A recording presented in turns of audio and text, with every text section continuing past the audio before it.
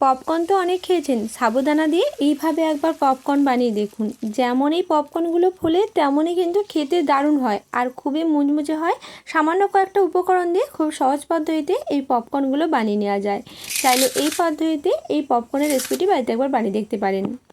প্রথমেই সাবুদানা দিয়ে পপকর্ন রেসিপিটি বানিয়ে নেওয়ার জন্য এখানে এক বাটি বড় দানার সাবুদানা নিয়ে নিয়েছি। আপনাদের হাতের কাছে যদি ছোটো দানার সাবুদানা থাকে তা দিয়েও কিন্তু পপকর্নগুলো বানিয়ে নিতে পারেন। আমি এখানে বড় দানার সাবুদানা নিয়ে নিয়েছি।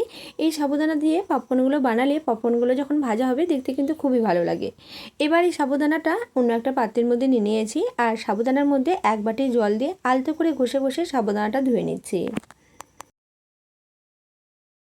সাবুদানাটা জল দিয়ে ধুয়ে নিয়েছি। এবারে সাবুদানার পাত্রটা এক সাইডে রেখে দিচ্ছি আর কড়াইয়ের মধ্যে যে বাটির মাপ করে সাবুদানা নিয়েছিলাম ওই বাটির মাপ করে 4 বাটি জল নিয়ে নিচ্ছি।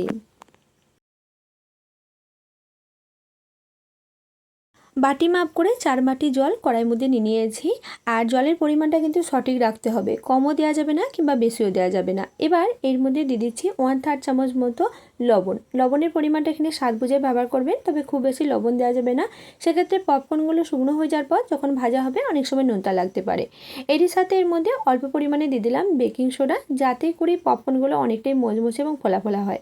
এবার এই লবণ এবং বেকিং সোডা জলের সাথে মিশিয়ে নিয়েছি। এবার ঢাকনা দিয়ে ঢেকে এই জলটা খুব ভালোভাবে গরম করে নিচ্ছি। ঢাকনা দিয়ে ঢেকে এই জলটা গরম করে নিয়েছি। ঢাকনা দিয়ে ঢেকে রাখার কারণে জলটা কিন্তু কম সময় খুব তাড়াতাড়ি গরম হয়ে যায়। এবার এই জলটা দেখুন টকবক করে ফুটতে শুরু করেছে আর যে সাবুদানাগুলো ধুয়ে রাখছিলাম সাবুদানাগুলো অল্প অল্প পরিমাণে জলের মধ্যে দিয়ে দিচ্ছি। আর সব সাবুদানা দেওয়ার পর এবার হাতা দিয়ে অল্প একটু নাড়াচাড়া করে নিলাম। এবার ঢাকনা দিয়ে ঢেকে গ্যাসের ফ্লেম বন্ধ করে মোটামুটি 5 মিনিট মতো সময়ের জন্য রেখে দিচ্ছি। গ্যাসের ফ্লেম বন্ধ করে দেওয়ার পর মোটামুটি 5 মিনিট মতো সময় ঢাকনা দিয়ে ঢেকে এভাবেই রেখে দিয়েছিলাম। 5 মিনিট বাদে এটা দেখে নিচ্ছি। দেখুন বন্ধুরা, সাবুদানাগুলো কিন্তু জলের উপরে ভেসেছিল আর এখন দেখুন কোনো একটা সাবুদানাও কিন্তু জলের মধ্যে ভেসে নেই, প্রতিটা সাবুদানা কিন্তু জলের মধ্যে ডুবে গেছে। সাবুদানা অনেকটাই কিন্তু জল টেনে নিয়েছে। এবার গ্যাসের ফ্লেম অন করে নিয়ে গ্যাসের ফ্লেম মিডিয়ামে করে দিচ্ছি আর সাবুদানাটা বেশ কিছুটা সময় নাড়াচাড়া করে নিচ্ছি।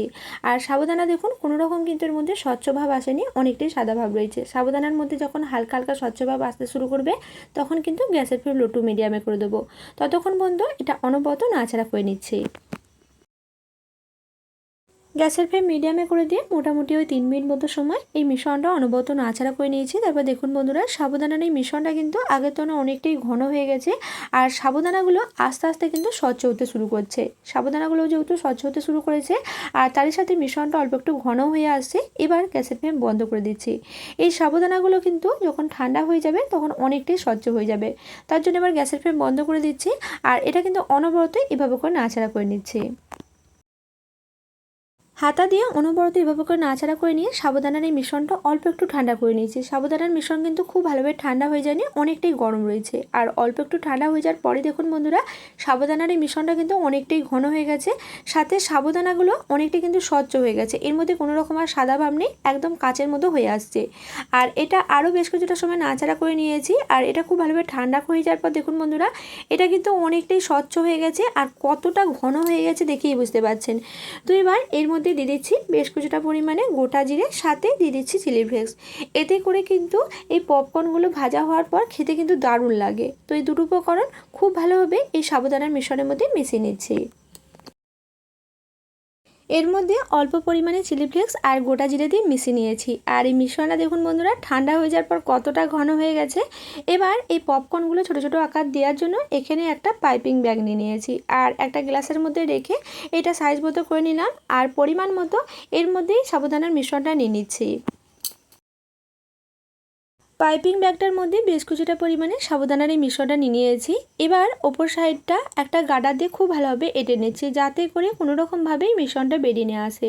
তো পাইপিং ব্যাগ হাতের কাছে যদি না থাকে সেক্ষেত্রে তেলের যে প্যাকেটগুলো থাকে তা দিয়েও কিন্তু এগুলো বানিয়ে দিতে পারেন, কিংবা তেলের প্যাকেট দিতে অসুবিধা হলে সেক্ষেত্রে হাতে করেই ছোটো ছোটো করে এগুলো দিয়ে দিতে পারেন, তাতে করেও কিন্তু এই পপকর্নগুলো দেওয়া হয়ে যাবে।